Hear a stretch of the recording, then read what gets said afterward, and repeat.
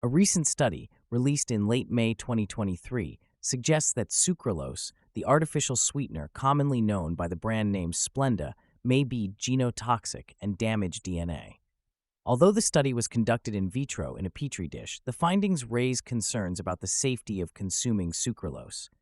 The study focused on a byproduct called sucralose 6-acetate, which is present in the body through two different ways: as an impurity or intermediary in the manufacturing process of sucralose, and as a result of gut bacteria metabolizing sucralose after consumption.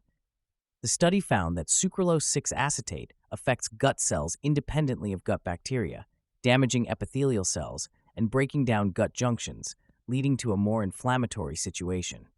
However, the most concerning finding is the potential toxicity to DNA. The study revealed that sucralose 6-acetate was genotoxic in lymphoblastoid cells, which are associated with inflammation, oxidation, and potential cancers.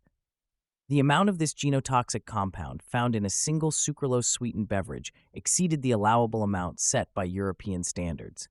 Additionally, the study observed a 253-fold increase in the expression of MT1G genes, which are associated with inflammation, oxidative stress, and cancer.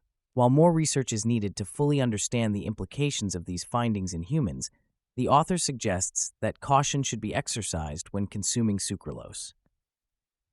They recommend considering alternative sweeteners like stevia or monk fruit, or opting for natural sources of sweetness like fruit.